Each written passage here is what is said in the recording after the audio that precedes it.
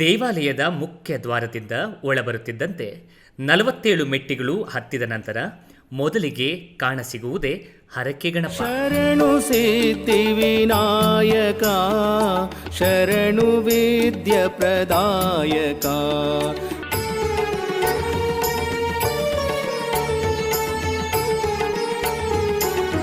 ಹರಕೆ ಗಣಪನಲ್ಲಿ ಭಕ್ತಾದಿಗಳು ಭಕ್ತಿಯಿಂದ ತಮ್ಮ ಇಷ್ಟಾರ್ಥಗಳನ್ನು ಈಡೇರಿಸುವಂತೆ ಬೇಡಿಕೊಂಡು ಹರಕೆಯನ್ನ ಕಟ್ಟಿದರೆ ಬೇಡಿದ ಕಾರ್ಯ ಈಡೇರುತ್ತದೆ ಎಂಬುದು ಇಲ್ಲಿನ ನಂಬಿಕೆ. ಹರಕೆ ಗಣಪತಿ ದೇವಸ್ಥಾನದಿಂದ ಬಲಭಾಗಕ್ಕೆ ನಡೆದರೆ ಕ್ಷೇತ್ರ ರಕ್ಷಕ ವೀರಭದ್ರಸ್ವಾಮಿ ದೇವಾಲಯಕ್ಕೆ ಪ್ರವೇಶ ದ್ವಾರ. ಈ ದ್ವಾರದ ಮೂಲಕ ಸಾಗಿ ಕ್ಷೇತ್ರ ರಕ್ಷಕ ವೀರಭದ್ರಸ್ವಾಮಿಯ ದರ್ಶನ ಪಡೆಯಬಹುದು. ಹರಕೆ ಗಣಪತಿ ಎದುರುಗಡೆ ವೀರಭದ್ರ ಸ್ವಾಮಿ ಅಂತ ಹೇಳಿ ಇದೆ. ಅದಕ್ಕೆ ವೀರಭದ್ರ ಸ್ವಾಮಿ ಅಥವಾ ಕ್ಷೇತ್ರಪಾಲಕ ಅಂತ ಹೇಳ್ತಾರೆ. ಕೆಂಪೇಗೌಡರ ಕಾಲದಲ್ಲಿ ಜೀರ್ಣೋದ್ಧಾರ ಆಗಿರೋದು, ಚೋಳರ ಕಾಲದ್ದು ದೇವಸ್ಥಾನ ಅಂತ ಹೇಳ್ತಾರೆ.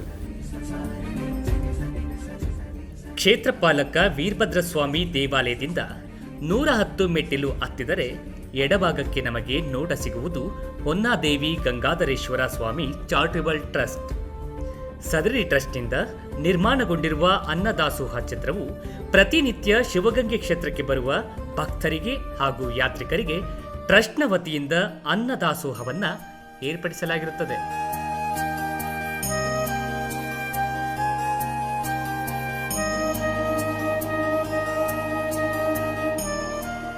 ಅನ್ನದಾಸೋಹ ಮಂಟಪದಿಂದ 112 ಮೆಟ್ಟಿಲು ಮುಂದೆ ಸಾಗಿದರೆ ಬಲಭಾಗಕ್ಕೆ 6 ಮುಖವುಳ್ಳ ಸುಬ್ರಹ್ಮಣ್ಯ ಸ್ವಾಮಿ ದೇವಾಲಯ. ಈ ದೇವಾಲಯವನ್ನು ಷಣ್ಮುಖ ದೇವಾಲಯವೆಂದು ಕರೆಯುತ್ತಾರೆ. ಷಣ್ಮುಖ ಸ್ವಾಮಿಯನ್ನ ಭಕ್ತಿಯಿಂದ ಭಕ್ತರು ಪ್ರಾರ್ಥಿಸಿಕೊಂಡರೆ ಸರ್ಪದೋಷಗಳು ನಿವಾರಣೆಯಾಗುತ್ತವೆ ಎಂಬ ಪ್ರತೀತಿ ಕೂಡ ಇದೆ.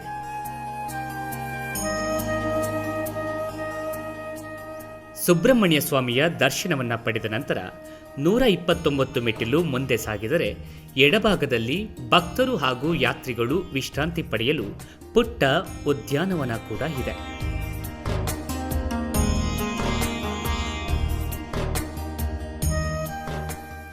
ಉದ್ಯಾನವನದಿಂದ 153 ಮೆಟ್ಟಿಲು ಹತ್ತಿದರೆ ಕಾಣುವ ಕವಲುದಾರಿಯ ಬಲಕ್ಕೆ ಸಿಗುವುದೇ ಅಡ್ಡಗೋಪುರ. ಈ ಅಡ್ಡಗೋಪುರದ ಕೆಳಭಾಗದಲ್ಲಿ 6 ಕಲ್ಲು ಕಂಬಗಳಿರುವ ಆಕರ್ಷಕ ದ್ವಾರ, ಎಡ ಮತ್ತು ಬಲಕ್ಕೆ 14 ಅಡಿಗಳ ಹಾಸುಗಲ್ಲು ಹಾಗೂ 2 ಕಲಾ ಕೆತ್ತನೆಯ ಕಂಬಗಳಿವೆ.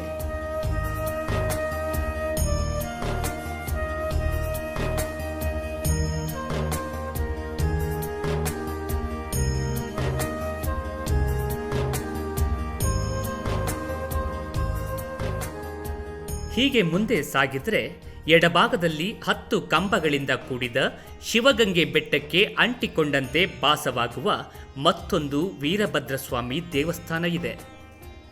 ಈ ಸ್ಥಳದಲ್ಲಿಯೇ ಕೆಂಪೇಗೌಡರ ಆಳ್ವಿಕೆ ಕಾಲದಲ್ಲಿ ದುಡಿದ ದುಡಿಮೆಗೆ ಹಣವನ್ನು ಕೊಡುತ್ತಿದ್ದರು ಎಂಬುದು ಇಲ್ಲಿನ ಸ್ಥಳೀಯರ ಅಭಿಪ್ರಾಯವಾಗಿದೆ.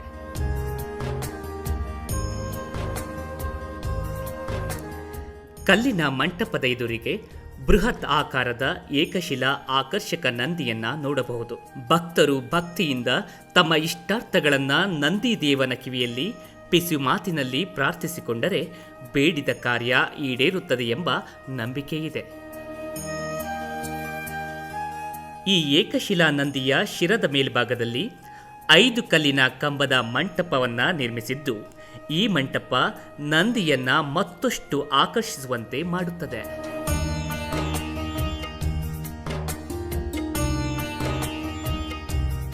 ನಂದಿಯ ದರ್ಶನದ ನಂತರ 224 ಮೆಟ್ಟಿಲು ಸಾಗಿದರೆ ಬಲಭಾಗಕ್ಕೆ ಕಾಣಿಸುವುದೇ ಪಾತಾಳಗಂಗೆಯ ದ್ವಾರ.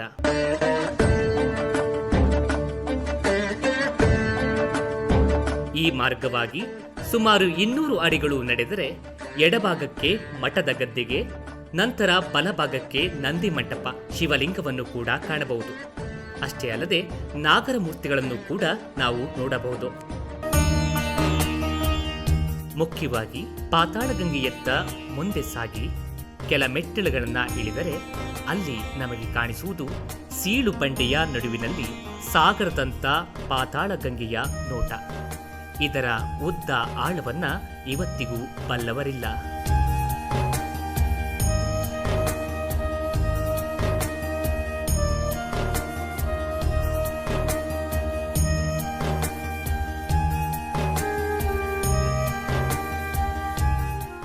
ಒಟ್ಟಾರೆಯಾಗಿ ಭಕ್ತರ ಹಾಗೂ ಯಾತ್ರಿಗಳ ಪಾಲಿಗೆ ಪಾತಾಳ ಗಂಗೆಯ ತೀರ್ಥವು ಮಾಡಿದ ಪಾಪಗಳಿಗೆ ಮೋಕ್ಷ ನೀಡುವ ಪವಿತ್ರ ಪಾವನ ತೀರ್ಥವಾಗಿದೆ.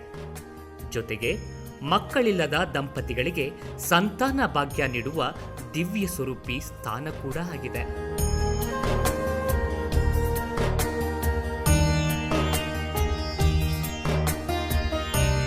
ಹಿಂದೆ ಮೈಸೂರಿನಲ್ಲಿ ಚಾಮುಂಡಿ ಅವತಾರದಾಗೆ ಮಹಿಷಾಸುರನ ಸಂಹಾರ ಮಾಡಿ ಚಾಮುಂಡೇಶ್ವರಿ ಇಲ್ಲಿ ಅವನ ಶಿಷ್ಯ ರಕ್ತಬೀಜಾಸುರ ನಾವಳಿ ಜಾಸ್ತಿ ಆದಾಗ ಹೊನ್ನಾದೇವಿ ಅವತಾರ ಎತ್ತಿ ಅವನ್ನ ಸಂಹಾರ ಮಾಡಬೇಕಾದ್ರೆ ಒಂದೊಂದು ತೊಟ್ಟು ರಕ್ತ ಕೆಳಗಿದ್ರೆ 1000 ಜನ ರಾಕ್ಷಸ ಉದ್ಭವರಂತೆ. ಆವಾಗ ತನ್ನ ನೇಲಿನ ಭೂಮಂಡಲಕ್ಕೆ ಚಾಚಿ ವರ್ಷಾನುಗಟ್ಟಲೆ ಅವನ ಜೊತೆ ಯುದ್ಧ ಮಾಡಿ ಅವನ್ನ ಸಂಹರಿಸಿ ಬಾಯಾರಿಕೆದಾಗ ತ್ರಿಶೂಲದಿಂದ ಬಂಡೆ ಹೊಡೆದು 2 ಭಾಗ ಆಗಿ ಗಂಗೆ ಉಕ್ಕರ್ದು ಬಂದು ಕುಡಿದು ವಾಪಸ್ ಹೋಗ್ರೆ ಹಿಂದೆ ಆಯ್ತಂತೆ. ಆವಾಗ ನೀನು ನನ್ನ ಹಿಂದೆ ಬಂದರೆ ಊರುಳಿ ಎಲ್ಲ ಊರಾಳತ್ತದೆ ಅಂದ್ಬಿಟ್ಟು ನೀನು ಇಷ್ಟೇ ಬಂದರೂ ಬೇಸಿಗೆಗೆ ಜಾಸ್ತಿ ಆಗು, ಮಳೆಗಾಲಕ್ಕೆ ಕಮ್ಮಿ ಆಗೋ ಶಾಪ ಕೊಟ್ಟು ವಾಪಸ್ ಹೋಗ್ರೆ ಬೇಸಿಗೆ ಉಕ್ಕು ಬರ್ತಾ ಇತ್ತಂತೆ. ಆವಾಗ ತನ್ನ ಮಗನ ವೀರಭದ್ರ ಸ್ವಾಮಿ ಕಾವಲಾಕಿ ಗಂಗೆ ಬಂದ್ರೆ ಊರುಳಿ ಎಲ್ಲ ನೀನು ಈ ಗಂಗೆಗೆ ಇಲ್ಲೇ ಕಾವಲಾಯಿರು ಅಂತ ಹೇಳ್ಬಿಟ್ಟು ಸ್ವರ್ಣಾಂಬಾಗಿ ನಿಲ್ಲಿಸಿರೋದು. ಮಾಗಡಿ ತಾಲೂಕು ರಾಮನಗರ ಜಿಲ್ಲೆ ಸೋಲೂರು ಹೋಬಳಿ ಕುದೂರು ಅಂತ ಇದೆ, ಅಲ್ಲಿ ಅಂತರ್ಗಂಗಿಗೆ ಸೇರುತ್ತೆ. ಹಿಂದೆ ಕುದೂರವ್ರಿಗೆ ದಂಪತಿಗಳಿಗೆ ಮಕ್ಕಳಿಲ್ದಾಗ ನನ್ನ ಬಂಜೆತನ ನಿವಾರಣೆ ಮಾಡಿದರೆ ಆ ಮಗು ನಿನಗೆ ಬಿಡ್ತೀನಿ ಅಂತ ಅರ್ಸ್ಕೊಂಡಿದ್ರಂತೆ. ಅದೇ ಥರ ಇಲ್ಲಿಂದ ಹೋದ್ಮೇಲೆ ಒಂದು ಗಂಡು ಮಗು ಆಯ್ತಂತೆ. ಅವ್ರು ಅದನ್ನು ತಂದು ಬಾಳೆ ಮೇಲೆ ಪೂಜೆ ಮಾಡಿ ಬಿಟ್ಬಿಟ್ಟು ಸೊಸೆ ಅಮ್ಮ ನನ್ನ ಅರ್ಕೆ ಪ್ರಕಾರ ನನ್ನ ಬಂಜೆತನ ಹರಿಸಿದ್ದು, ಅದೇ ಥರ ನಿನ್ನ ಅರ್ಕೆ ನಿಂಗೆ ಒಪ್ಪಿಸ್ತಾ ಇದ್ದೀನಿ, ಇನ್ನು ಉಳಿಸೋದು ಬಿಡು ನಿನ್ನ ಸಿರಿ ತಗೋ ಅಂತೇಳಿ ಬಿಟ್ಟು ಹೊರಟೋದ್ರಂತೆ. ಬಿಟ್ಟು ಮನೆಗೆ ಮಲಗಿರ್ಬೇಕಾದ್ರೆ ವೀರಭದ್ರ ಸ್ವಾಮಿ ಕಾವಲಾಗಿ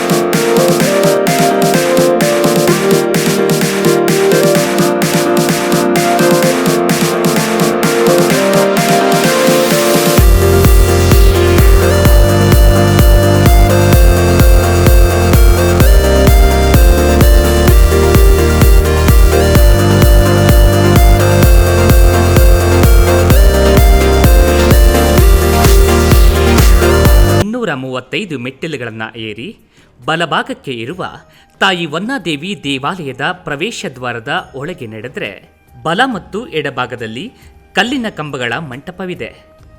ಇಲ್ಲಿ ನಾವು 3 ಕಲ್ಲಿನ ಕಲಾಕೃತಿ ಕಂಬಗಳನ್ನು, ಎಡಭಾಗದಲ್ಲಿ ನಾಗರ ವಿಗ್ರಹ, ನಂದಿ ವಿಗ್ರಹ, ಬಲಭಾಗದಲ್ಲಿ 7 ಕಲ್ಲಿನ ಕಂಬಗಳ ಚಾವಡಿಯನ್ನು ನೋಡಬಹುದು.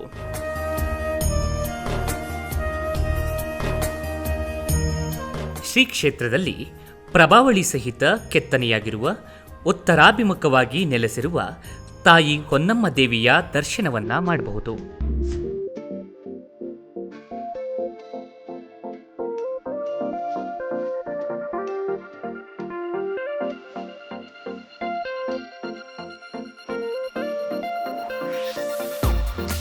ತಾಯಿ ಹೊನ್ನಮ್ಮ ದೇವಿಯ ದರ್ಶನ ಪಡೆದ ಭಕ್ತರು ತಮ್ಮ ಬೇಡಿಕೆಗಳನ್ನು, ಸಮಸ್ಯೆಗಳನ್ನು, ರೋಗ ರುಜಿನಗಳಿಗೆ ಮುಕ್ತಿಯನ್ನ ನೀಡುವಂತೆ ಭಕ್ತಿಯಿಂದ ಪ್ರಾರ್ಥಿಸಿಕೊಂಡರೆ ತಾಯಿ ಹೊನ್ನಮ್ಮ ದೇವಿ ಭಕ್ತರ ಸಮಸ್ಯೆಯನ್ನ ನಿವಾರಿಸುತ್ತಾರೆಂಬ ನಂಬಿಕೆ. ಸ್ವರ್ಣ ಅಂತಂದರೆ ಸಂಸ್ಕೃತದಲ್ಲಿ ಸ್ವರ್ಣ ಅಂತಂದರೆ ಚಿನ್ನ ಅಂತ, ಹೊನ್ನು ಅಂತಂದರೆ ಕನ್ನಡದಲ್ಲಿ ಹೊನ್ನು ಅಂತಂದ್ಬಿಟ್ಟು, ಹಾಗಾಗಿ ಅಮ್ಮನವರು ಸ್ವರ್ಣಾಂಬಿಕಾ ಹೊನ್ನಾದೇವಿ ಅಂತ ಹೆಸರಿಂದ ಇಲ್ಲಿ ಪ್ರಖ್ಯಾತರಾಗಿದ್ದಾರೆ. ಹಾಗೂ ಅಮ್ಮನವರು ಮೈಸೂರೊಳಗೆ ಮಹಿಷಾಸುರನ ಸಂಹಾರ ಮಾಡಿರ್ತಕ್ಕಂಥ ಮಹಿಷಾಸುರ ಮರ್ದಿನಿಯಾಗಿ ಅಲ್ಲಿ 16 ತೋಳಿನಿಂದ ಸಿಂಹವಾಹಿನಿಯಾಗಿ ಅಲ್ಲಿ ಕುಳಿತಿರ್ತಕ್ಕಂಥ ಭಂಗಿ ಅಲ್ಲಿದೆ. ಇಲ್ಲಿ ಅವನ ಮಂತ್ರಿಗಳಾದ ಶುಂಭನಿ ಶುಂಭಾದಿ ರಾಕ್ಷಸನ ಸಂಹಾರ ಮಾಡಿರ್ತಕ್ಕಂಥ ದುರ್ಗಾವತಾರ ಇದು ಅಂತ ಹೇಳ್ತಾರೆ. ಇಲ್ಲಿ ಅಷ್ಟಭುಜಗಳು ಅಂದರೆ 8 ತೋಳುಗಳು, 8 ತೋಳುಗಳಲ್ಲಿ ಒಂದು ಖಡ್ಗ, ಗುರಾಣಿ, ತ್ರಿಶೂಲ ಹಾಗೂ ಇನ್ನು ಅನೇಕ ಆಯುಧಗಳನ್ನು ಅಮ್ಮನವರು ಇಟ್ಕೊಂಡು ಶುಂಭನಿ ಶುಂಭಾದಿ ರಾಕ್ಷಸ ತುಳ್ಕೊಂಡಿರ್ತಕ್ಕಂಥ ಭಂಗಿ ಅಂದರೆ ಸಿಂಹವಾಹಿನಿ ಮೇಲೆ ಸಿಂಹದ ಮೇಲೆ ಕೊಳ್ತಿರ್ತಕ್ಕಂಥ.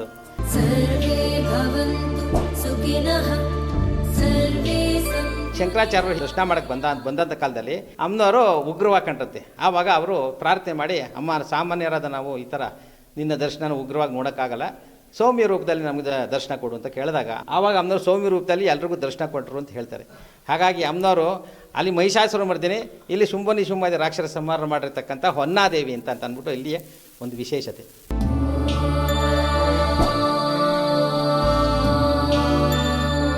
ಹೊನ್ನಮ್ಮ ದೇವಿಯ ದೇವಾಲಯದಿಂದ 40 ಮೆಟ್ಟಿಲು ಹತ್ತಿದರೆ ನಮ್ಮೆದುರಿಗೆ ಸಿಗುವುದೇ ಪಾರ್ವತಿ ಸಮೇತ ಗಂಗಾಧರೇಶ್ವರ ಸ್ವಾಮಿ ದೇವಾಲಯದ ದ್ವಾರ. ಈ ದ್ವಾರವನ್ನು ಪ್ರವೇಶಿಸುತ್ತಿದ್ದಂತೆ ಎಡ ಹಾಗೂ ಬಲಭಾಗಗಳಲ್ಲಿ 20 ಕಲ್ಲಿನ ಕಂಬಗಳ ಭಜನೆ ಮಂಟಪದಂಥ ಚಾವಡಿಯೂ ಇದೆ.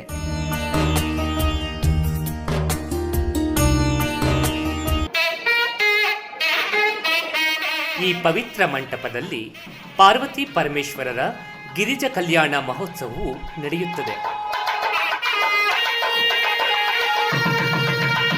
ಇದರ ಪಕ್ಕದಲ್ಲಿ ವಿವಾಹ ಮಂಟಪವೂ ಇದ್ದು ಈ ಸನ್ನಿಧಿಯಲ್ಲಿ ಹಲವಾರು ಸರಳ ವಿವಾಹಗಳು ನಡೆಯುತ್ತಿರುತ್ತವೆ.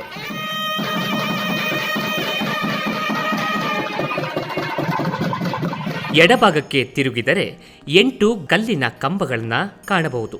ಈ ಕಂಬಗಳ ಕೆಳಗೆ ಸುಂದರವಾದ ನಂದಿಯ ವಿಗ್ರಹವೂ ಕೂಡ ಇದೆ. ದೇವಾಲಯದ ಆವರಣದಲ್ಲಿ 38 ಕಂಬಗಳ ಮಂಟಪವೂ ಉಂಟು. ಸಮೀಪದಲ್ಲೇ 80 ಮಣ ತೂಕದ ಓಂಕಾರನಾದ ಗಂಟೆಯನ್ನು ನಾವು ಕಾಣಬಹುದು.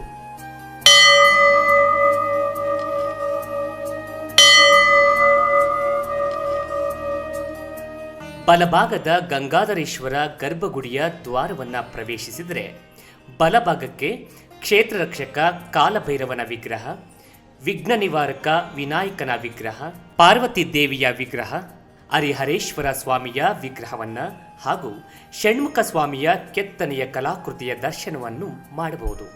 ನಂತರ ಮುಂದುವರೆದು ವೀರಭದ್ರಸ್ವಾಮಿ ವಿಗ್ರಹ ಹಾಗೂ ಉಮಾಮಹೇಶ್ವರ ಸ್ವಾಮಿಯ ವಿಗ್ರಹದ ದರ್ಶನವನ್ನು ಮಾಡಬಹುದು.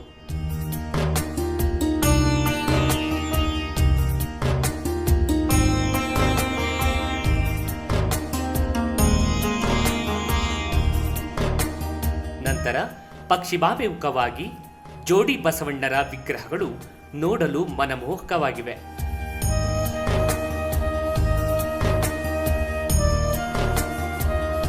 ಮುಂದುವರೆದಂತೆ ತಾಯಿ ದುರ್ಗಮ್ಮನ ವಿಗ್ರಹ, ಸೂರ್ಯನಾರಾಯಣ ಸ್ವಾಮಿಯ ವಿಗ್ರಹ ಕಣ್ಮನ ಸೆಳೆಯುತ್ತದೆ.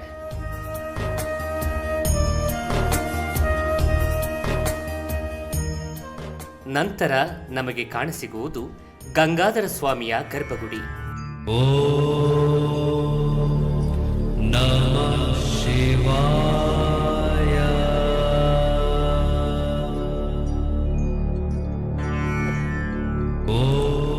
ಈ ಗಂಗಾಧರೇಶ್ವರ ಸ್ವಾಮಿಯ ಲಿಂಗಕ್ಕೆ ತುಪ್ಪದಿಂದ ಅಭಿಷೇಕ ಮಾಡಿದರೆ ತುಪ್ಪವು ಕಣ್ಣೆದುರಲ್ಲೇ ಕ್ಷಣಾರ್ಥದಲ್ಲಿ ಬೆಣ್ಣೆಯಾಗುವ ಪವಾಡವು ವಿಸ್ಮಯಕಾರಿ.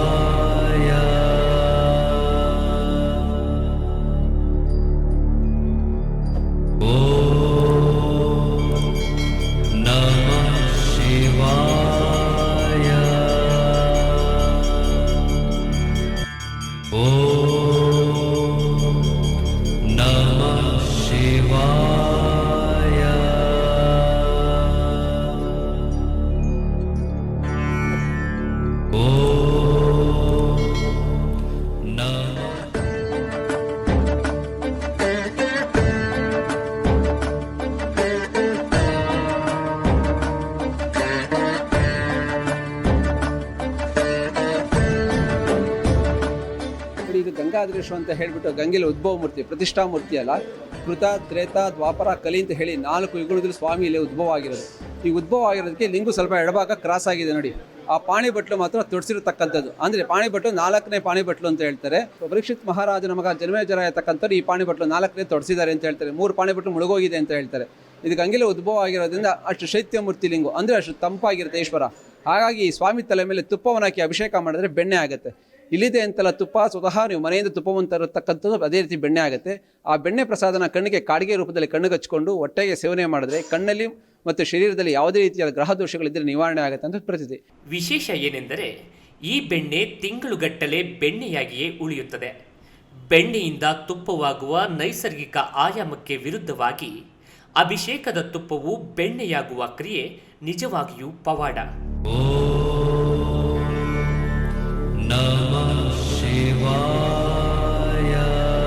ಮುಖ್ಯವಾಗಿ ಅಭಿಷೇಕದ ಬೆಣ್ಣೆಯನ್ನು ಕಣ್ಣಿಗೆ ಲೇಪನ ಮಾಡಿಕೊಳ್ಳುವುದರಿಂದ ಕಣ್ಣಿನ ಹಲವಾರು ಸಮಸ್ಯೆಗಳು ನಿವಾರಣೆಯಾಗುತ್ತವೆ ಎಂಬುದು ಇಲ್ಲಿನ ಬಲವಾದ ನಂಬಿಕೆಯಾಗಿದೆ.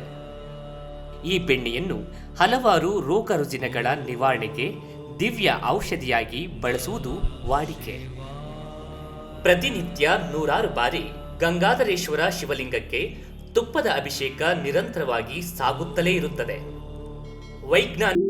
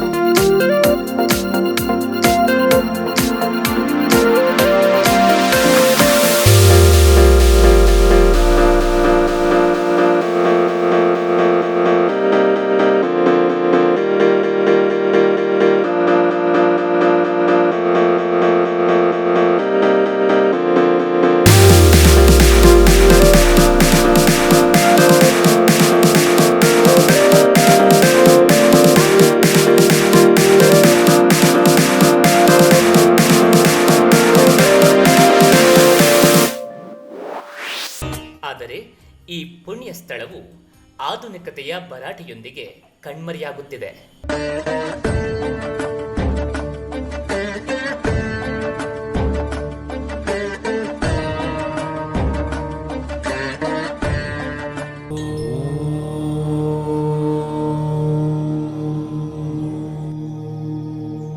ಇಲ್ಲಿ ಕೆಂಪೇಗೌಡರಿಗೆ ಕನಸಾಗತ್ತಂತೆ, ಇಂಥ ಜಾಗದಲ್ಲಿ ನನಗೆ ಉದ್ಭವ ಆಗಿದ್ದೀನಿ, ಇದೇ ಬೆಟ್ಟದಲ್ಲಿ ನಿನಗೆ 7 ಕೊಪ್ಪರಿಗೆ ಹೊನ್ನು ಸಿಗುತ್ತೆ, ಆ ಹೊನ್ನನ್ನು ತೊಗೊಂಬಂದು ಇಲ್ಲಿ ಜೀರ್ಣೋದ್ಧಾರ ಮಾಡುವಂಥ ಕನಸು ಬೀಳತ್ತಂತೆ. ಯಥಾ ಪ್ರಕಾರ ಕೆಂಪೇಗೌಡರು ಬೆಳಗ್ಗೆ ಬಂದು ನೋಡುವಾಗ ಸ್ವಾಮಿ ಉದ್ಭವ ಆಗಿರುತ್ತಂತೆ. ಇದೆಲ್ಲ ಒಂದೇ ಬಂಡೆ, ಯಾರು ಕೊರೆದಿರೋದಲ್ಲ, ದೇವ್ರ ಸೃಷ್ಟಿ, ಅದು ಸೃಷ್ಟಿ ದೇವ್ರ ಇದರೊಳಗಡೆ ಉದ್ಭವ ಆಗಿರೋದು, ಸೃಷ್ಟಿ ಒಳಗಡೆ ಉದ್ಭವ ಆಗಿರೋದು. ಹಾಗಾಗಿ ಇದೇ ಯಾವ ರೀತಿ ಕನಸು ಬಿದ್ದಿತ್ತೋ ಅದೇ ರೀತಿ ಬೆಟ್ಟದ ಮೇಲೆ ಹೋಗ್ತಾರಂತೆ. ಆ ಬೆಟ್ಟಕ್ಕೆ ಹೋಗ್ಬೇಕಾದ್ರೆ ಅದೇ 7 ಕೊಪ್ಪರಿಗೆ ಹೊನ್ನು ಸಿಗುತ್ತಂತೆ. ಅದನ್ನು ತೊಗೊಂಬಂದು ಇಲ್ಲಿರ್ತಕ್ಕಂಥ ಸುತ್ತಮುತ್ತಲಿರ್ತಕ್ಕಂಥ ದೇವಾಲಯಗಳು, ಕಂಬಗಳು, ಅಂದರೆ ಕಂಬ ಇಲ್ದಿರೋ ದೇವಸ್ಥಾನ ಕಟ್ಟಬಾರ್ದು ಅಂತ ಇವೆರಡು ಕಂಚಿನ ಕಂಬ ಮಾಡಿಟ್ಟಿದ್ದಾರೆ ಅಷ್ಟೇ. ಕಂಬಕ್ಕೂ ಮತ್ತು ಬಂಡೆಗೂ ಯಾವ ಸಪೋರ್ಟು ಇಲ್ಲ.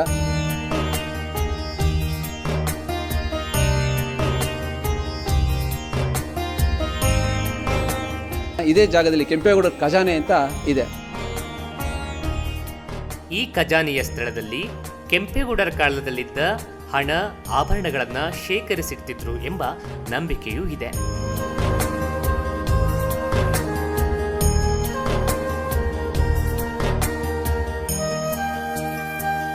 ಹತ್ತಕ್ಕಂಥ ಮೆಟ್ಲುಗಳು, ಕೆಳಗಡೆ ಕಲ್ಯಾಣಿ, ಬೆಟ್ಟಕ್ಕೆ ಹೋಗೋಕ್ಕೆ ಮೆಟ್ಲುಗಳು, ಅದೆಲ್ಲ ಅವ್ರ ಕಾಲದಲ್ಲಿ ಜೀರ್ಣೋದ್ಧಾರ ಆಯಿತು ಅಂತ ಹೇಳ್ತಾರೆ. ವಿಶೇಷವಾಗಿ ಕೆಂಪ ಸೋಮಣ್ಣ, ಹುರುಳಿ ಚಿಕ್ಕಣ್ಣ ಹಾಗೂ ಕೆಂಪೇಗೌಡರ ಪಂಚಲೋಹದ ಕಂಚಿನ ಪ್ರತಿಭೆಯನ್ನು ನಾವಿಲ್ಲಿ ನೋಡಬಹುದು.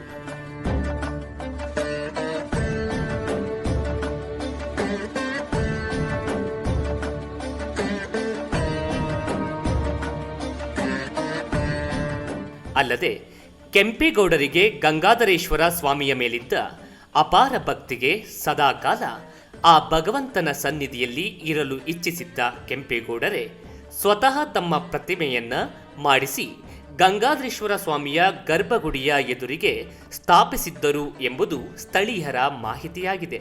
ಗಂಗಾಧರೇಶ್ವರ ಗರ್ಭಗುಡಿಯ ಆವರಣದಲ್ಲಿ ಬಂಡೆಯಲ್ಲಿ ಗುಹೆ ಆಕಾರದಲ್ಲಿ ಕಾಣುವ ಮಾರ್ಗವನ್ನ ಸುರಂಗ ಮಾರ್ಗವೆಂದು ಕರೆಯುತ್ತಾರೆ. ಶಿವಗಂಗೆಯಿಂದ ಬೆಂಗಳೂರಿನ ಗವಿ ಗಂಗಾಧರೇಶ್ವರ ದೇವಸ್ಥಾನಕ್ಕೆ ಸುಮಾರು 54 ಕಿಲೋಮೀಟರ್ ಸುರಂಗ ಮಾರ್ಗವಿದ್ದು, ಈ ಸುರಂಗ ಮಾರ್ಗದಲ್ಲಿ ಕೆಂಪೇಗೌಡರ ಆಳ್ವಿಕೆಯಲ್ಲಿ ಕೆಂಪೇಗೌಡರು ಕುದುರೆ ಸವಾರಿಯಲ್ಲಿ ಬರುತ್ತಿದ್ದರು ಎಂಬ ನಂಬಿಕೆ.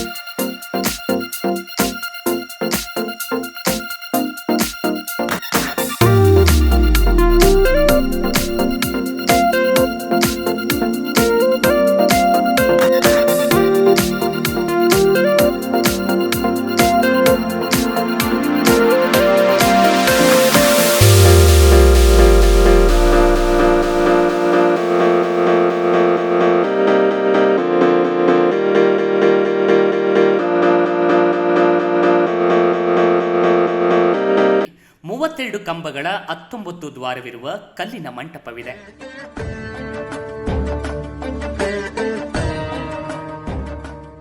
ಈ ಮಂಟಪದಲ್ಲಿ ಕೆಂಪೇಗೌಡರ ಕಾಲದಲ್ಲಿ ಹಬ್ಬ ಹರಿದಿನಗಳಲ್ಲಿ ಭಕ್ತರಿಗೆ ಮಜ್ಜಿಗೆ, ಪಾನಕ ಸೇರಿದಂತೆ ಪ್ರಸಾದ ವಿನಿಯೋಗ ಮಾಡುವ ಪವಿತ್ರ ಸ್ಥಳವಾಗಿತ್ತೆಂಬ ಹೆಗ್ಗಳಿಕೆ ಕೂಡ ಇದೆ.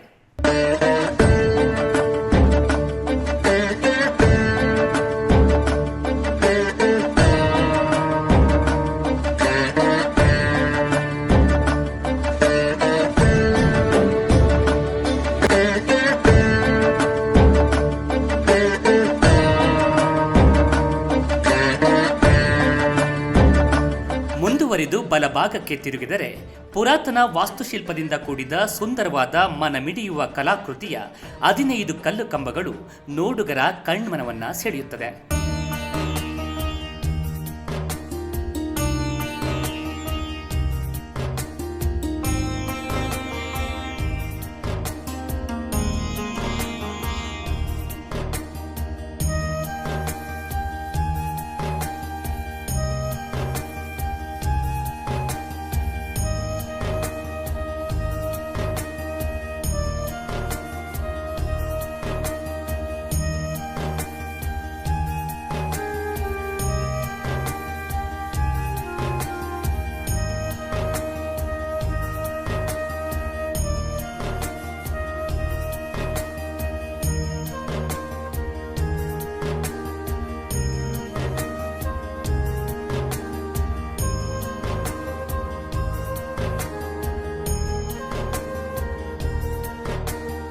ಈ ಸುಂದರ ಕಲಾಕೆತ್ತನೆಯ ಕಂಬದ ಸಾಲು ಮಂಟಪದ ಎದುರಿಗೆ ಶಿಥಿಲಗೊಂಡಿರುವ ಕೆಲವು ಮಂಟಪಗಳಿವೆ.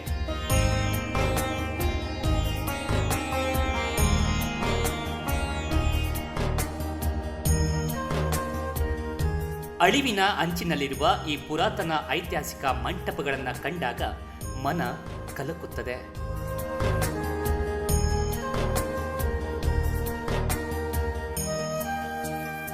ಶಿವಗಂಗೆ ಬೆಟ್ಟಕ್ಕೆ ಪ್ರಾರಂಭವಾಗುವ ದಾರಿಯಲ್ಲಿ ಮೊದಲಿಗೆ ಅರೆಗೋಪುರವಿದೆ, ಅರ್ಥಾತ್ ಅರ್ಧ ಗೋಪುರವಿದೆ.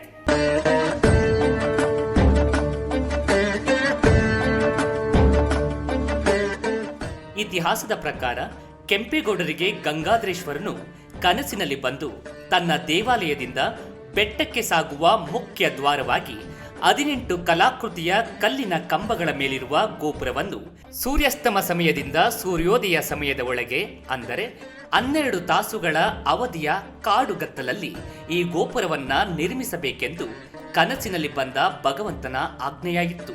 ಭಗವಂತನ ಆಜ್ಞೆಯಂತೆ ಕೆಂಪೇಗೌಡರು ಸಕಲ ಸಿದ್ಧತೆಯೊಂದಿಗೆ ಗೋಪುರದ ಕಾರ್ಯವನ್ನ ಪ್ರಾರಂಭಿಸಿದ್ರು.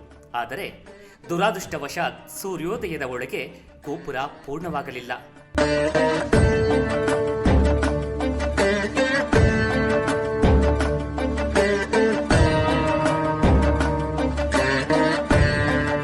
ನಂತರ ಕೆಂಪೇಗೌಡರಿಗೆ ಭಗವಂತನ ಸಂದೇಶವೂ ಸಿಗಲಿಲ್ಲ. ಭಗವಂತನ ಅನುಗ್ರಹವಿಲ್ಲದೆ ಕೆಂಪೇಗೌಡರು ಗೋಪುರವನ್ನ ಪೂರ್ಣಗೊಳಿಸಲಾಗಲಿಲ್ಲ.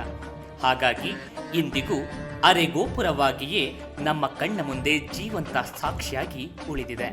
ರಾತ್ರಿಯಿಂದ ಬೆಳಗ್ಗೆವರೆಗೂ ಒಂದೊಂದು ರಾಜಗೋಪುರಗಳು ಮತ್ತೆಲ್ಲ ಕಟ್ಸಿ ಹೋಗಬೇಕಾದ್ರೆ ಒಂದು ಗೋಪುರ ಅರ್ಧಕ್ಕೆ ಉಳಿದಿದೆ ನೋಡಿ. ಸೂರ್ಯೋದಯ ಆದಮೇಲೆ ಅದನ್ನ ಕಷ್ಟಕ್ಕೆ ಬಿಟ್ಟಿದ್ದಾರೆ.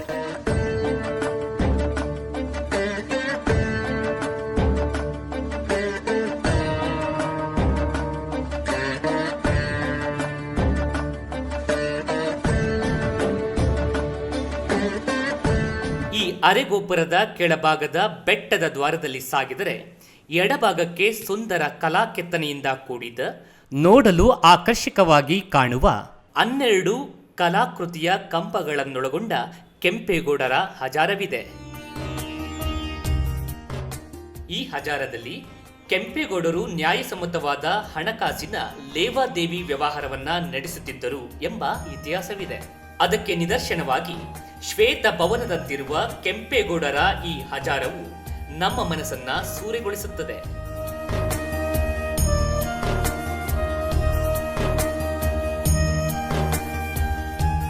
ಕೆಂಪೇಗೌಡರ ಹಜಾರದಿಂದ ಬಂಡೆಯಲ್ಲಿ ಕೊರೆದ 171 ಮೆಟ್ಟಿಲು ಹತ್ತಿ ಮುಂದೆ ನಡೆದರೆ 8 ಕಲ್ಲಿನ ಕಂಬಗಳ ಮಂಟಪದ ಮೇಲೆ ಪೂರ್ವಾಭಿಮುಖವಾಗಿ ವಿರಾಯಮಾನವಾಗಿ ರಾರಾಜಿಸುವ ಆಕರ್ಷಕ ಬಸವಣ್ಣನ ದರ್ಶನ.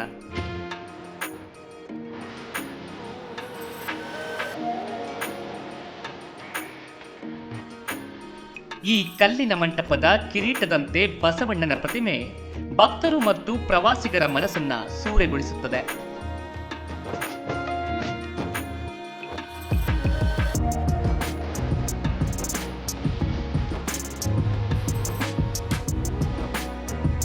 ಈ ನಂದಿ ಮಂಟಪದ ಕೆಳಭಾಗದ ದ್ವಾರದಿಂದ ಮುಂದುವರೆದರೆ 125 ಕಲ್ಲಿನ ಮೆಟ್ಟಿಲುಗಳನ್ನ ಹತ್ತಿದಾಗ ಬಲಭಾಗಕ್ಕೆ ಕಾಣುವುದೇ ಹರಕೆ ಬಸವಣ್ಣ ಅರ್ಥಾತ್ ಹರಕೆ ನಂದಿಯ ದರ್ಶನ.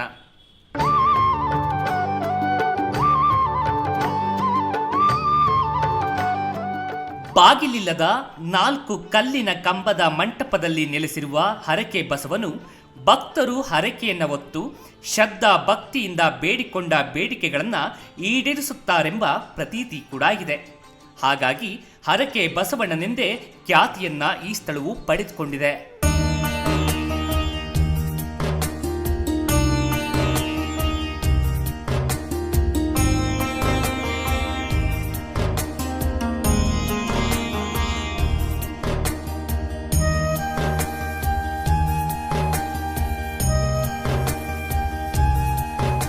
ಈ ಹರಕೆ ನಂದಿಯ ಸ್ಥಳದಿಂದ ಎಡಕ್ಕೆ ಸಾಗಿ ಕಲ್ಲು ಬಂಡೆಯ ದಾರಿ, ಕಲ್ಲು ಮಣ್ಣಿನ ದಾರಿ, ಬಂಡೆಯಲ್ಲಿ ಕೆತ್ತಲಾದ ಕಡಿದಾದ ಕಲ್ಲಿನ ಮೆಟ್ಟಿಲ ದಾರಿ, ಹೀಗೆ ಸುಮಾರು 884 ದಾಪುಗಾಲು ಅರ್ಥಾತ್ 1768 ಅಡಿಗಳು ಸಾಗಿದರೆ ಎದುರಿಗೆ ಕಾಣುವುದೇ ಶ್ರೀ ಮೇಲಣಗವಿ ವೀರಸಿಂಹಾಸನ ಸಂಸ್ಥಾನ ಮಠ. ಈ ಮಠದ ಕಟ್ಟಡವು ಕಲ್ಲಿನ ಕಂಬಗಳ ಆವರಣವನ್ನ ಒಳಗೊಂಡಿದ್ದು ಪೂರ್ವದಲ್ಲಿ ಮಠಾಧೀಶರ ವಾಸಸ್ಥಾನವಾಗಿದ್ದು ಪ್ರಸ್ತುತವಾಗಿ ಪ್ರಸಾದ ವಿನಿಯೋಗ ಹಾಗೂ ಭಕ್ತರ ಮತ್ತು ಯಾತ್ರಿಗಳಿಗೆ ವಿಶ್ರಾಂತಿ ತಾಣವೂ ಆಗಿದೆ.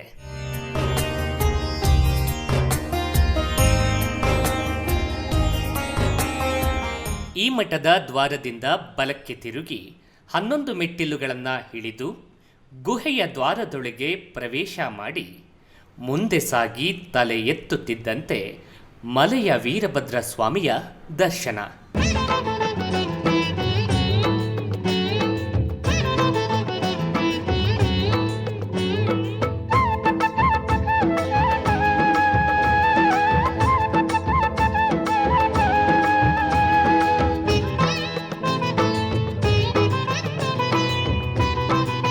ಮಲೆಯ ವೀರಭದ್ರ ಸ್ವಾಮಿಯ ಗರ್ಭಗುಡಿಯ ಬಲಭಾಗದಲ್ಲಿ ಗಣೇಶನ ಸನ್ನಿಧಿ, ಎಡಭಾಗದಲ್ಲಿ ಜಗದ್ಗುರು ಶ್ರೀ ರೇಣುಕಾಚಾರ್ಯರ ಸನ್ನಿಧಿಯ ದರ್ಶನವನ್ನ ಪಡೆಯಬಹುದು. ಈ ಗುಹೆಯ ಆವರಣದಲ್ಲಿ ಶಿವಲಿಂಗ ಹಾಗೂ ರುದ್ರಮುನಿ ವೀರಭದ್ರ ಸ್ವಾಮಿಯ ದರ್ಶನವನ್ನು ಮಾಡಬಹುದು. ಜಗದ್ಗುರು ರೇಣುಕಾಚಾರ್ಯರ ಸನ್ನಿಧಿಯ ಪಕ್ಕದಲ್ಲಿ ಸಾಗಿ ಬಲಕ್ಕೆ ತಿರುಗಿದರೆ ಕಾಣುವುದೇ ಮಲೆಯ ವೀರಭದ್ರ ಸ್ವಾಮಿಯ ಒಡಲಲ್ಲಿ ಇರುವ ಒಳಕಲ್ ತೀರ್ಥ.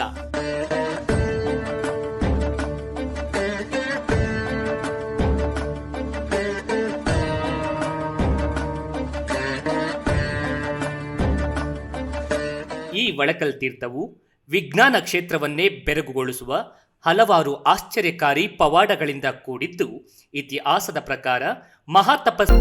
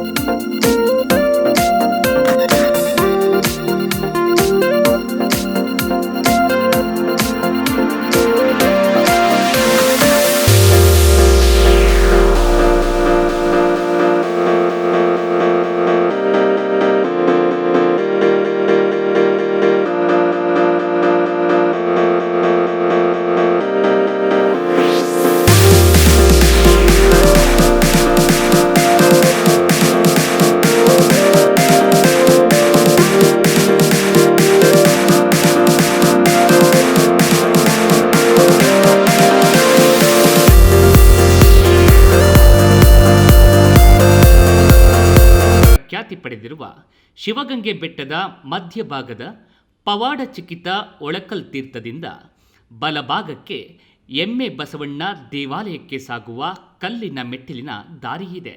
ಶಿವಗಂಗೆಯಲ್ಲಿ ಗಂಗಾಧರ ದೇವಸ್ಥಾನ ಮುಗಿಸ್ಕೊಂಡು ಒಳಕಲ್ ತೀರ್ಕೋಬೇಕಾದ್ರೆ ಬಲಭಾಗಕ್ಕೆ ತಿರುಗಿದ್ರೆ ಎಮ್ಮೆ ಬಸವಣ್ಣನ ದೇವಸ್ಥಾನ.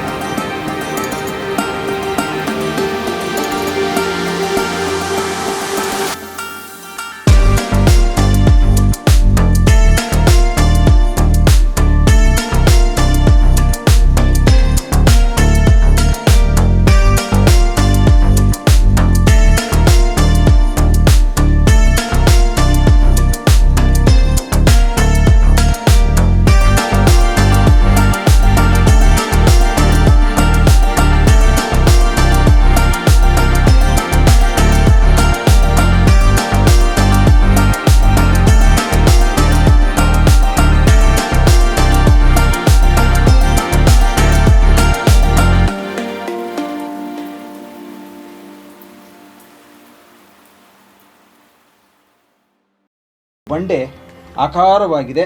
ಇದು ಒಂದು ದೊಡ್ಡ ಗುಹೆಯಾಗಿದೆ. ಈ ಗುಹೆಯಲ್ಲಿ 200-300 ಜನ ವಾಸ ಮಾಡುವಷ್ಟು ವಿಶಾಲವಾದಂಥ ಜಾಗ ಇದೆ.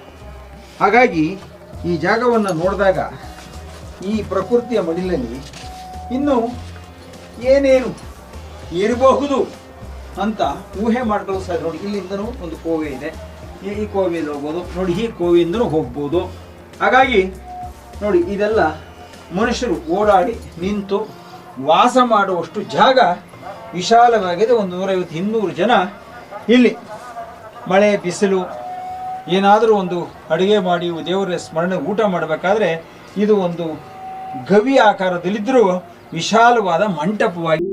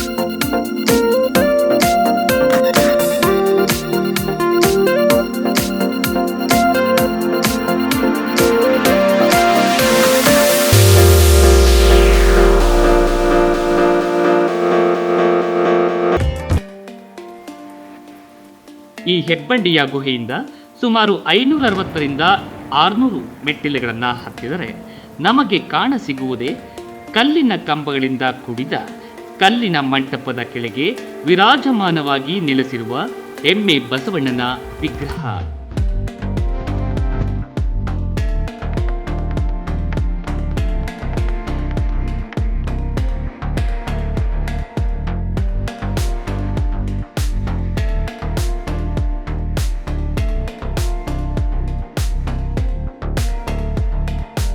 ಇದು ಎಮ್ಮೆ ನಂದೀಶ್ವರನ ಗಂಟೆ, ಇದು 2ನೇ ಗಂಟೆ, ಇದು ಮಣಿಹಾರ, ಇದು ಕುತ್ತಿಗೆ ಅಂತ ಬಸವಣ್ಣ, ಎಮ್ಮೆ ಬಸವಣ್ಣ ಬೃಹತ್ತಾಕಾರವಾಗಿ ಶಿವಗಂಗೆಯ ತಪ್ಪಲಿನಲ್ಲಿ ನೆಲೆಸಿದ್ದಾರೆ. ಇದು ಈ ಭಾಗದಲ್ಲಿ ಅಂದರೆ ಉದ್ದ 12 ಅಡಿ ಗಾತ್ರವಾಗಿದೆ. 12 ಅಡಿಗೆ 12 ಅಡಿ, ಇಲ್ಲಿ 12 ಅಡಿ ಹೈಟ್ ಇದೆ. ಈ 12 ಅಡಿ ಹೈಟಲ್ಲಿ ನಾವು ಬಸವಣ್ಣನ ಸುತ್ತ ಬಂದಾಗ ಇದರ ಕಲೆಗಳು, ಅದಕ್ಕೆ ಮಣಿಗಳು, ಇದಕ್ಕೆ ಕಂಠಹಾರ ಮತ್ತು ಇದು ಕಾಲುಗಳು, ಇದರ ಕಣ್ಣು, ಹುಬ್ಬು, ಕಿವಿ, ಮೂಗು ಎಲ್ಲ ಬಹಳ ಸುಂದರಾಕಾರವಾಗಿದೆ. ಇದು ಒಂದು ಶೃಂಗಾರಕ್ಕೆ ಮಾಡುವಂಥ ಒಂದು ಡಿಸೈನ್ ಅಂತೆ, ಒಂದು ಚಿತ್ರ. ಇದಾದ ನಂತರ ಬಸವಣ್ಣವರು ಕಾಲು ಮಡಚಿ ಮಲಗಿದ್ದಾರೆ, ಎಮ್ಮೆ ಬಸವಣ್ಣವರು. ಇದು ಗೊರಸುಗಳು ನೋಡಿ, ಇದು ಗೊರಸಿಂದ ಇರುವಂಥ ಇವೆರಡು ಕಾಲಿನ ಮಚ್ಚೆಗಳು, ಇದು ಮಲಗಿದೆ. ಇದು ಆಕಾರ ಬಂದಾಗ ನೋಡಿ, ಈ ಭುಜ ನಮ್ಮ ಅತಿ ಎತ್ತರವಾಗಿ ಭೂಮಿಯಿಂದ ಒಂದು 10 ಅಡಿ ಇದೆ, ಮೇಲ್ಭಾಗದಲ್ಲಿ 12-13 ಅಡಿ ಇದೆ. ಇದಕ್ಕೆ ಶೃಂಗಾರವನ್ನು ಮಾಡಿದ. ಈ ಶೃಂಗಾರ ನೋಡಿ, ಹಿಂಭಾಗದಲ್ಲಿ ನೋಡಿ 6 ಅಡಿ, 6 ಅಡಿಯಿಂದ ಇಲ್ಲಿ 5 ಅಡಿ, ಇಲ್ಲಿ 9 ಅಡಿ ಇದೆ, ಅಲ್ಲಿ ಮುಂಭಾಗದಲ್ಲಿ 12 ಅಡಿ ಇದೆ. ಇದಕ್ಕೆ ನೋಡಿ, ಇಲ್ಲಿ ಮೇಲೆ ಶೃಂಗಾರದ ಗೋನ್ ಅಂತ ಹೇಳ್ತೀವಿ. ಅಂದರೆ ಯಾವುದಾದ್ರೂ ಹಸುಗಳು, ಎಮ್ಮೆಗಳು ನಮಗೇನಾದರೂ ಒಂದು ಫಲ ಕೊಟ್ಟವಕ್ಕೆ ಈ ಥರ ಶೃಂಗಾರ ಮಾಡಿದಾಗ ಇದಕ್ಕೆ ಒಂದು ಶಾಂತಿ, ಅಲಂಕಾರ, ನಮಗೆ ಒಂದು ಹೆಮ್ಮೆಯ ಸಂಕೇತ. ಇಲ್ಲಿಂದ ಬಂದರೆ ನೋಡಿ, ಬಹಳ ಸೊಗಸಾಗಿದೆ. ಭುಜ ಬಹಳ ಅದ್ಭುತವಾಗಿದೆ. ಮೇಲೆ ತಲೆಭಾಗ ಒಂದು ಭಯಂಕರವಾದ ಸಿಂಹದ ರೂಪದಲ್ಲಿ ಆ ತಲೆ ನಮಗೆ, ಆ ಭಗವಂತನ ಎಮ್ಮೆ ಬಸವಣ್ಣನ ತಲೆ ಆ ಭಯಂಕರವಾಗಿದೆ. ಹೀಗಾಗಿ ಈ ಸುಂದರ ಮೂರ್ತಿಗೆ ಯಾವುದೇ ಪೂಜೆ ಪುನಸ್ಕಾರಗಳಿಲ್ಲ. ನೋಡಿ, ಇಲ್ಲಿ ಒಂದು ಕಾಲನ್ನು ಮುಂದೆ ಚಾಚಿದ್ದಾರೆ ಬಸವಣ್ಣ, ಇದಕ್ಕೆ ಎಲ್ಲ ಅಲಂಕಾರ ಮಾಡಿದ್ದಾರೆ. ನೋಡಿ, ಈ ಭಾಗದಲ್ಲೂ ಕಿವಿ ಮತ್ತು ಅದಕ್ಕೆ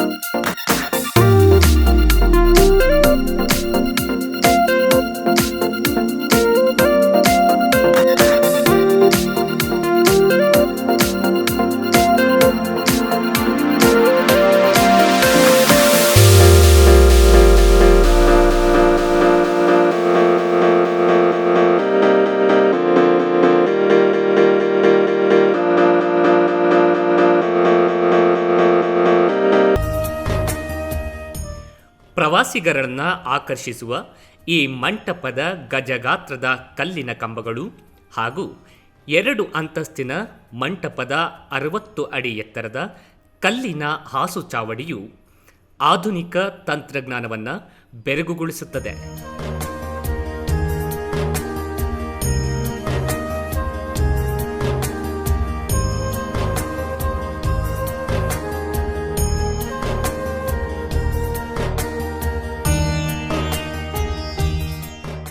ಈ ಕಲ್ಲಿನ ಕಂಬಗಳಿಂದ ವಿನ್ಯಾಸಗೊಂಡಿರುವ ಸುಂದರ ತಾಣವು ಸೂಕ್ತ ನಿರ್ವಹಣೆ ಇಲ್ಲದೆ ನಶಿಸುತ್ತಿರುವುದು ವಿಪರ್ಯಾಸವಾಗಿದೆ.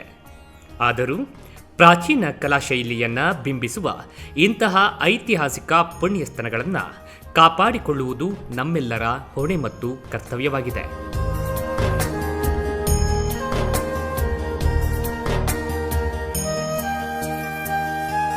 ಈ ಪಾಳು ಬಿದ್ದ ಮಂಟಪದ ದ್ವಾರದಿಂದ ಮುಂದೆ ಸಾಗಿದರೆ ಪ್ರಕೃತಿಯ ನೈಜತೆಯನ್ನು ಮತ್ತಷ್ಟು ಚಕಿತಗೊಳಿಸುವ ಹಾಗೂ ನೋಡುಗರ ಕಣ್ಣಿಗೆ ಮನಸೂರೆಗೊಳಿಸುವಂತೆ ಮನಮೋಹಕವಾಗಿ ಆಕರ್ಷಿಸುವ ನಾಗಲಿಂಗ ಪುಷ್ಪದ ವೃಕ್ಷವಿದೆ.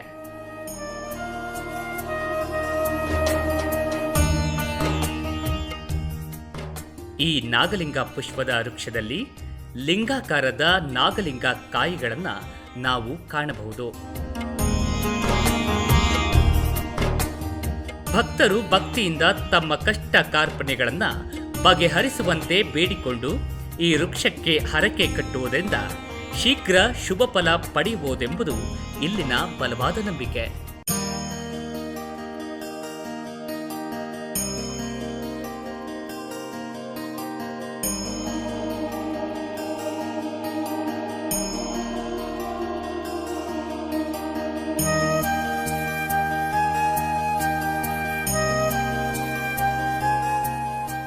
ಈ ವಿಸ್ಮಯಕಾರಿ ದೈವದತ್ತ ನಾಗಲಿಂಗ ವೃಕ್ಷದ ದರ್ಶನ ಪಡೆದು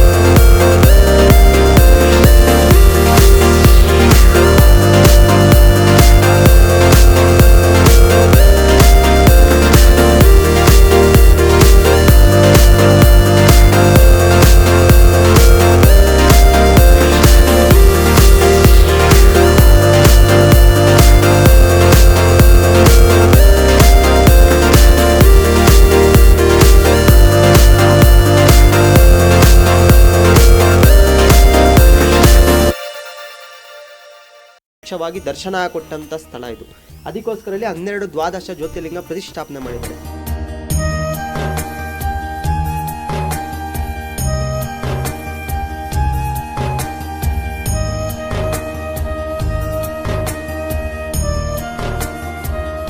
ಶಿವಪಾರ್ವತಿ ದ್ವಾದಶ ಜ್ಯೋತಿರ್ಲಿಂಗಗಳ ಸನ್ನಿಧಿಯಿಂದ 222 ಅಡಿ ಮುಂದೆ ಸಾಗಿ 400 ಮೆಟ್ಟಿಲು ಕಡಿದಾದ ಬೆಟ್ಟವನ್ನು ಹತ್ತಿದರೆ ಬಲಭಾಗಕ್ಕೆ ಕಣ್ವ ಮಹರ್ಷಿಗಳ ತಪೋವನ, ಅಂದರೆ ಕಣ್ವ ಮಹರ್ಷಿಗಳು ತಪಸ್ಸು ಮಾಡಿದ ಪುಣ್ಯ ಸ್ಥಳವಿದೆ.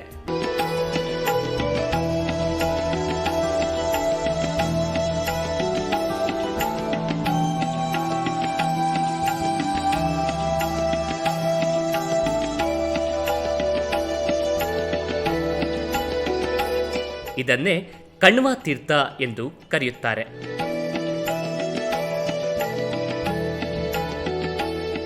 ಕಣ್ವ ಮಹರ್ಷಿಗಳ ಕಮಂಡಲದ ಸ್ಪರ್ಶದಿಂದ ಈ ಕಣ್ವ ತೀರ್ಥ ಉದ್ಭವವಾಯಿತೆಂಬುದು ಇಲ್ಲಿನ ಇತಿಹಾಸ.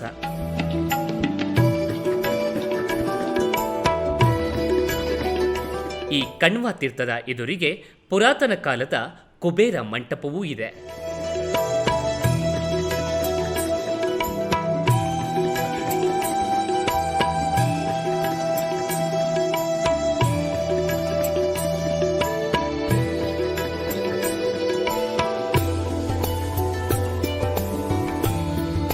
ಕಣ್ವ ಮಹರ್ಷಿಗಳ ತಪೋವನದಿಂದ, ಅಂದರೆ ಕಣ್ವ ತೀರ್ಥದಿಂದ ಕೆಲ ಹೆಜ್ಜೆ ಮುಂದೆ ಸಾಗುತ್ತಿದ್ದಂತೆ ಗಾಳಿಯಲ್ಲಿ ಕೇಳಿಬರುವ ಗಂಟೆಯ ನಿನಾದ ನಮ್ಮನ್ನು ಚಕಿತಗೊಳಿಸುವಂತೆ ಮಾಡುತ್ತದೆ.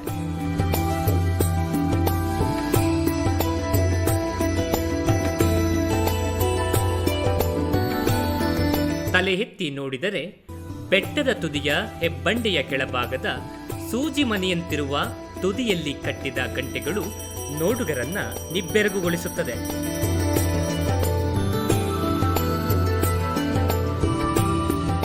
ಈ ಗಂಟೆಯನ್ನು ಜಕಣಾಚಾರಿ ಕಟ್ಟಿದರು ಎಂಬ ಇತಿಹಾಸವಿದ್ದು, ಯಾವುದೇ ವ್ಯಕ್ತಿಯೂ ಹೋಗಿ ನಿಲ್ಲಲು ಆಗದ ಅಪಾಯಕಾರಿ ಸ್ಥಳದಲ್ಲಿ ಕಟ್ಟಿರುವ ಗಂಟೆ ಇಂದಿನ ಆಧುನಿಕ ತಂತ್ರಜ್ಞಾನವನ್ನೇ ಬೆರಗಾಗಿಸುವಂತ ಅಮರಶಿಲ್ಪಿ ಜಕಣಾಚಾರಿಯ ಕೌಶಲ್ಯಕ್ಕೆ ಪಾರವೇ ಇಲ್ಲ.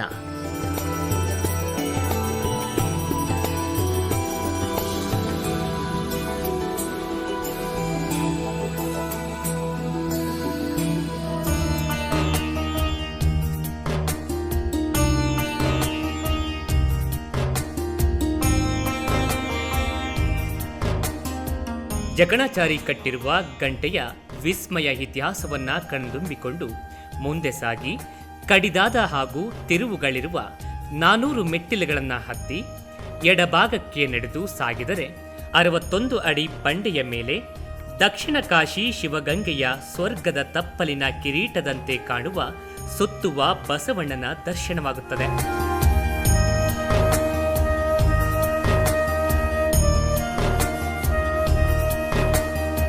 26 ಬಂಡೆಯ ಮೆಟ್ಟಿಲುಗಳನ್ನು ಏರಿ ಬಸವಣ್ಣನ ದರ್ಶನವನ್ನ ಮಾಡಿ 3 ಸುತ್ತು ಸುತ್ತಿದರೆ ಕೈಲಾಸವನ್ನೇ ಸುತ್ತಿದಂಥ ಪುಣ್ಯ ಸಿಗುತ್ತದೆ ಎಂಬುದು ಇಲ್ಲಿನ ನಂಬಿಕೆಯಾಗಿದೆ.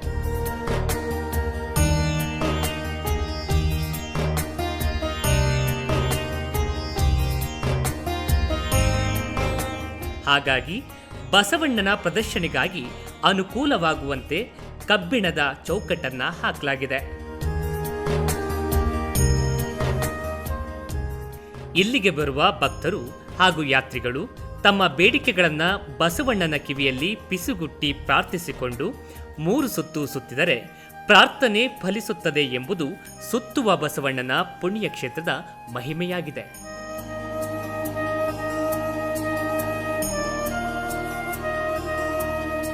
ಸುತ್ತುವ ಬಸವಣ್ಣನಿಗೆ ನಮಸ್ಕರಿಸಿ ಬಲಕ್ಕೆ ತಿರುಗಿ 38 ಮೆಟ್ಟಿಲು ಹತ್ತಿ ಸಾಗಿದರೆ ಮುಂಜಾನೆಯ ಸಮಯದಲ್ಲಿ ದಟ್ಟ ಹಿಮದಿಂದ ಆವೃತಗೊಂಡ ಆಗಸದಂತೆ ಕಾಣುವ ಶಿವಗಂಗೆ ಬೆಟ್ಟದ ತುತ್ತ ತುದಿಯಲ್ಲಿರುವ ಹಿಮಗಿರಿ ಗಂಗಾಧರೇಶ್ವರ ಸ್ವಾಮಿ ದೇವಾಲಯ ಹಾಗೂ ಹಿಮಗಿರಿ ವೀರಭದ್ರ ಸ್ವಾಮಿ ದೇವಾಲಯಗಳನ್ನು ಕಾಣಬಹುದು.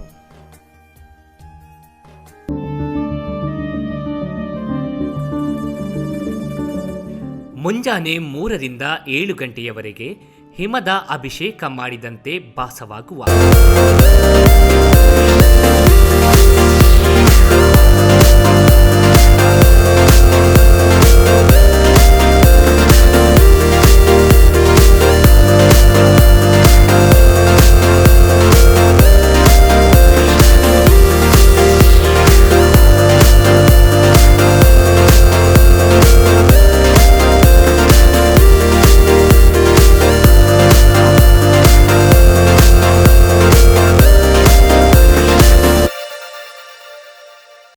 ರಕ್ಷಕನಾಗಿ ಭಕ್ತರ ಪಾಲಿಗೆ ಬೇಡಿದ ವರವನ್ನ ಕರುಣಿಸುವ ಕಾಮಧೇನುವಾಗಿ ಪ್ರಖ್ಯಾತಿಯನ್ನ ಪಡೆದಿದೆ.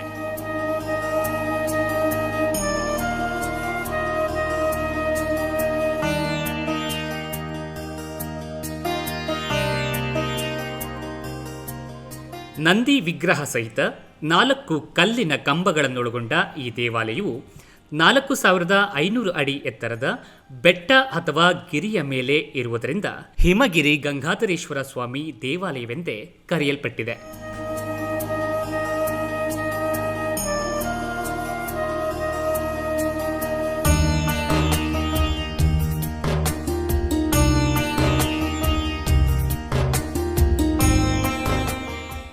ಗಿರಿ ಗಂಗಾಧರೇಶ್ವರ ಸ್ವಾಮಿಯ ದರ್ಶನದ ನಂತರ ಎಡಭಾಗಕ್ಕೆ ಪುರಾತನ ಕಾಲದ ಸುಂದರ ಗೋಪುರದ ಕೆಳಭಾಗದಲ್ಲಿ ಹಿಮಗಿರಿ ವೀರಭದ್ರಸ್ವಾಮಿ ದೇವಸ್ಥಾನವಿದ್ದು, ಗಿರಿ ವೀರಭದ್ರಸ್ವಾಮಿ ದೇವಸ್ಥಾನ ಪ್ರವೇಶಿಸುತ್ತಿದ್ದಂತೆ ನವಗ್ರಹಗಳ ಹಾಗೂ ವಿನಾಯಕನ ದರ್ಶನವನ್ನ ಮಾಡಬಹುದು.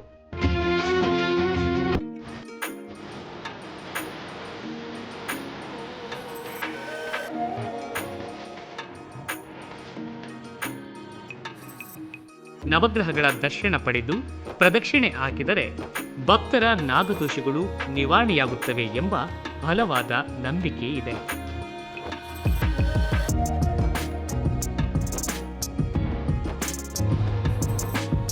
ಗಿರಿಯ ಮೇಲೆ ವಿರಾಜಮಾನರಾಗಿ ನೆಲೆಸಿರುವ ಗಿರಿ ವೀರಭದ್ರ ಸ್ವಾಮಿಯನ್ನ ಕ್ಷೇತ್ರ ರಕ್ಷಕ ಎಂದು ಕರೆಯುತ್ತಾರೆ.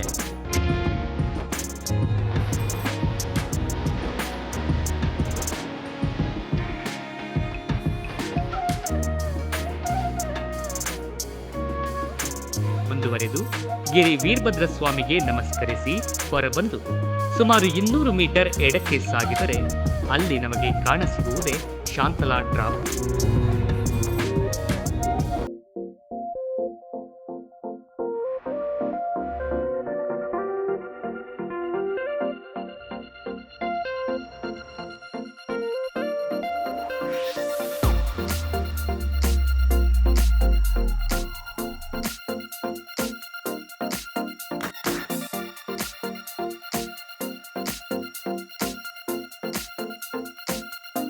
ಮಹಾರಾಜ ವಿಷ್ಣುವರ್ಧನನ ಪತ್ನಿ ರಾಣಿ ಶಾಂತಲಾದೇವಿಯು ಸಾಮ್ರಾಜ್ಯದ ಉಳಿವಿಗಾಗಿ ಆತ್ಮಹತ್ಯೆ ಮಾಡಿಕೊಂಡ ಈ ಸ್ಥಳವನ್ನು ಶಾಂತಲಾ ಡ್ರಾಪ್ ಎಂದು ಕರೆಯಲಾಗುತ್ತದೆ. ಈ ಸ್ಥಳದಲ್ಲಿ ಶಾಂತಲಾದೇವಿಯು ಆತ್ಮಹತ್ಯೆ ಮಾಡಿಕೊಳ್ಳುವ ಸಮಯದಲ್ಲಿ ಸೆರಗಿನ ಮಡಿಲಲ್ಲಿ ಅವರೆಕಾಳು ಹಾಗೂ ಹರಳುಗಳಿದ್ದವು. ಹಾಗಾಗಿ ಪ್ರತಿ ವರ್ಷ ಬಿತ್ತನೆ ಸಮಯದಲ್ಲಿ ಈ ಶಾಂತಲಾ ಡ್ರಾಪ್ ಎಂದು ಹೇಳಲಾಗುವ ಬೆಟ್ಟದ ಬುಡಭಾಗದಲ್ಲಿ ಅವರೆ ಹಾಗೂ ಅರಳಿನ ಗಿಡಗಳು ತನ್ನಿಂತಾನೇ ಬೆಳೆಯುತ್ತವೆಯಂತೆ. ಈ ಅವರೆಕಾಳಿನಿಂದ ಅಡಿಗೆ ಮಾಡಿದರೆ ಮಾಡಿದ ಅಡುಗೆ ರಸಮಯವಾಗುತ್ತದೆ ಎಂಬ ವಿಸ್ಮಯ ಸಂಗತಿಯೂ ದಂತಕಥೆಯಾಗಿ ಉಳಿದಿದೆ.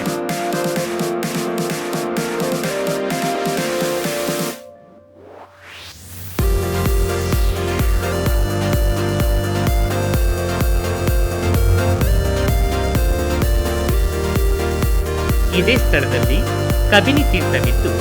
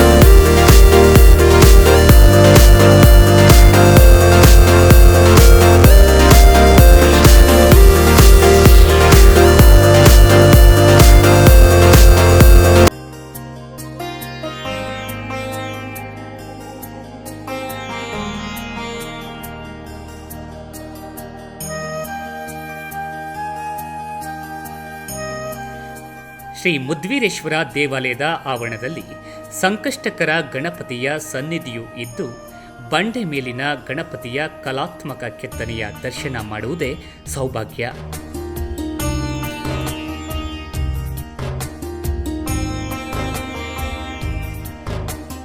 ಸಂಕಷ್ಟಕರ ಗಣಪತಿಯ ದರ್ಶನವನ್ನು ಪಡೆದು ಮುಂದೆ ಸಾಗಿದರೆ ಪವಿತ್ರ ಮೋದ್ಗಲ್ ತೀರ್ಥ ಪುಣ್ಯ ಸ್ಥಳವನ್ನು ಕಾಣಬಹುದು.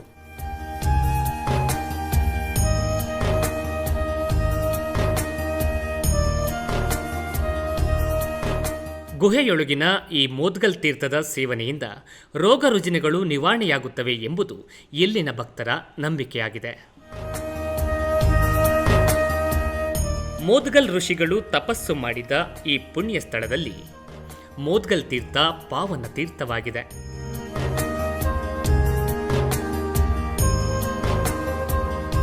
ಈ ಪವಿತ್ರ ತೀರ್ಥದ ವಿಶೇಷವೇನೆಂದರೆ, ಮಳೆಗಾಲ ಮತ್ತು ಬೇಸಿಗೆ ಕಾಲದಲ್ಲಿ ಒಂದೇ ಮಟ್ಟದ ನೀರಿನ ಸಂಗ್ರಹವನ್ನು ಹೊಂದಿರುತ್ತದೆ. ಮೋದ್ಗಲ್ ಮುನಿಗಳು ತಪಸ್ಸಿನ ಸಮಯದಲ್ಲಿ ಪೂಜೆ ಪುನಸ್ಕಾರಗಳಿಗಾಗಿ ಈ ಮೋದ್ಗಲ್ ತೀರ್ಥದ ನೀರನ್ನೇ ಬಳಸುತ್ತಿದ್ದರು ಎಂಬ ಪ್ರತೀತಿಯೂ ಇದೆ.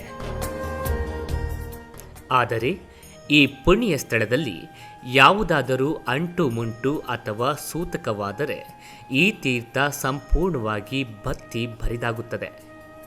ನಂತರ ಹೋಮ ಹವನಗಳ ಮೂಲಕ ಸೂತಕ ಪರಿಹರಿಸಿದರೆ ಮತ್ತೆ ಇದೇ ಸ್ಥಳದಲ್ಲಿ ತೀರ್ಥ ಉದ್ಭವವಾಗುತ್ತದೆ ಎಂಬುದು ಇಂದಿಗೂ ವಾಸ್ತವ ಸಂಗತಿಯಾಗಿದೆ.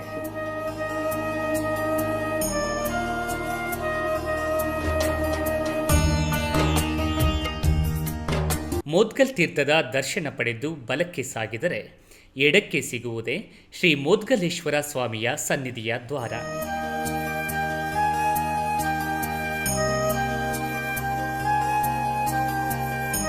ಈ ದ್ವಾರವನ್ನು ಪ್ರವೇಶಿಸುತ್ತಿದ್ದಂತೆ ಎದುರಿಗೆ ಕಾಣುವುದೇ ಮೋದ್ಗಲೇಶ್ವರ ಸ್ವಾಮಿ ಐಕ್ಯವಾದ ಪುಣ್ಯ ಸ್ಥಳ.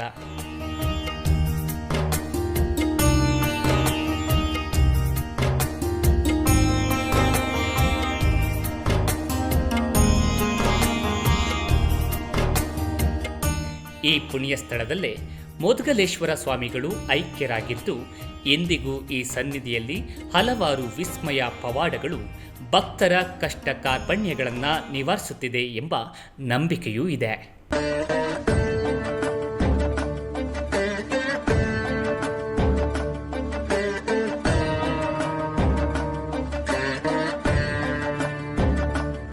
ಶ್ರೀ ಮೋದ್ಗಲೇಶ್ವರ ಸ್ವಾಮಿಯ ಐಕ್ಯ ಸ್ಥಳದ ದರ್ಶನವನ್ನು ಪಡೆದ ಭಕ್ತರು ಬಲಕ್ಕೆ ತಿರುಗಿದರೆ ಶ್ರೀ ಮುದ್ವೀರೇಶ್ವರ ಸ್ವಾಮಿಯ ಸನ್ನಿಧಿ.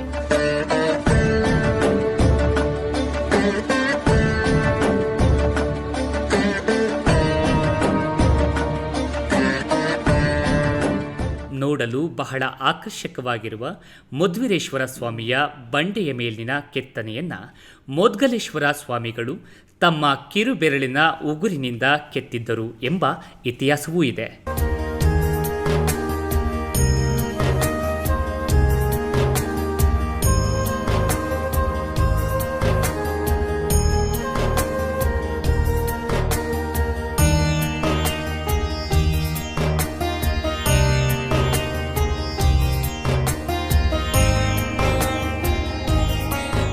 ಈ ಮುದ್ವೀರೇಶ್ವರ ಸ್ವಾಮಿಯ ಗರ್ಭಗುಡಿಯ ಆವರಣದಲ್ಲಿ ಗಂಟೆಗಳ ನಾದಗಳೊಂದಿಗೆ ಮುದ್ವೀರೇಶ್ವರರ ಪುರಾತನ ಪಾದುಕೆಗಳು ಹಾಗೂ ಸುಂದರವಾದ ಪುಟ್ಟ ನಂದಿಯನ್ನು ನಾವು ಕಾಣಬಹುದು.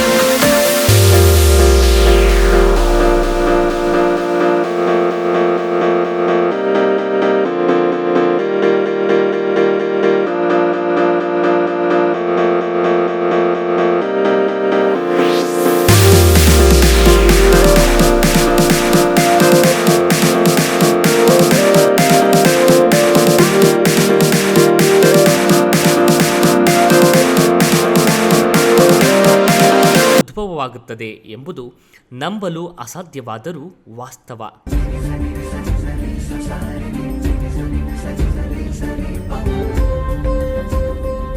ಈ ಪ್ರಕೃತಿಯ ದೈವಲೀಲೆ ವಿಸ್ಮಯ ಹಾಗೂ ಪವಾಡವೇ ಸರಿ. ಈ ಬೆಟ್ಟದ ಮೇಲೆ ಇರ್ತಕ್ಕಂಥ ಬಂಡೆಯ ಮೇಲೆ 20 ಅಡಿ ಎತ್ತರದ ಹಾಗೂ 3-4 ಅಡಿ ಸುತ್ತಳತೆ ಉಳ್ಳಂಥ ಒಂದು ಕಂಬವನ್ನು ಇಳಿಸಲಾಗಿದೆ.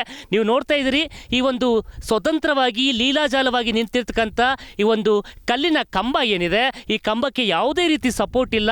ಅಷ್ಟೇ ಅಲ್ಲದೆ ಪ್ರತಿ ವರ್ಷದ ಸಂಕ್ರಮಣ ಕಾಲ ಅಂದರೆ ಜನವರಿ 14ರಂದು ಏನು ಮಕರ ಸಂಕ್ರಾಂತಿ ಅಂತ ಕರಿತೀವಿ, ಆ ಒಂದು ಸಂದರ್ಭದಲ್ಲಿ ವಿಶೇಷ ಮುಹೂರ್ತದಂದು ಇದರ ಬುಡದಲ್ಲಿ ತೀರ್ಥ ಉದ್ಭವವಾಗುತ್ತೆ. ಹಾಗಾಗಿ ಈ ಕಂಬವನ್ನು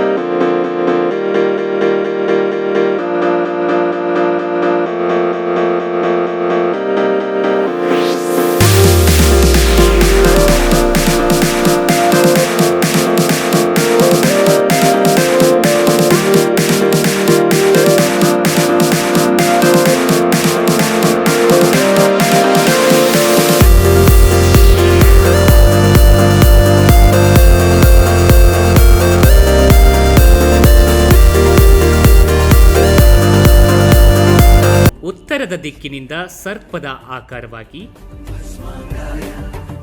ದಕ್ಷಿಣ ದಿಕ್ಕಿನಿಂದ ಲಿಂಗಾಕಾರವಾಗಿ ಕಾಣುವುದು ಇಲ್ಲಿನ ಪ್ರಾಕೃತಿಕ ವಿಸ್ಮಯ ಹಾಗೂ ಪವಾಡ ಸದೃಶ್ಯ ದೈವ ಯಾತ್ರಾ ಸ್ಥಳ ದಕ್ಷಿಣ ಕಾಶಿ ಶಿವಗಂಗೆಯ ಇತಿಹಾಸದ ವೈಭವವಾಗಿದೆ.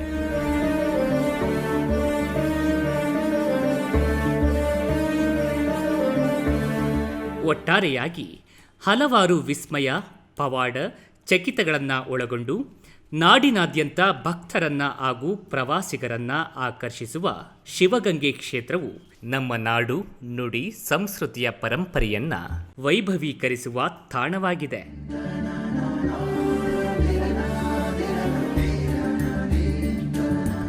ಚೋಳರ ಕಾಲದ ದೇವಾಲಯಗಳು ಹಾಗೂ ಮಾಗಡಿ ಕೆಂಪೇಗೌಡರ ಆಳ್ವಿಕೆಯ ಶಿವಗಂಗೆ ಕ್ಷೇತ್ರದ ಜೀರ್ಣೋದ್ಧಾರ ಕಾರ್ಯಗಳು ಶ್ಲಾಘನೀಯ. ನಾಡಪ್ರಭು ಕೆಂಪೇಗೌಡರಿಗೆ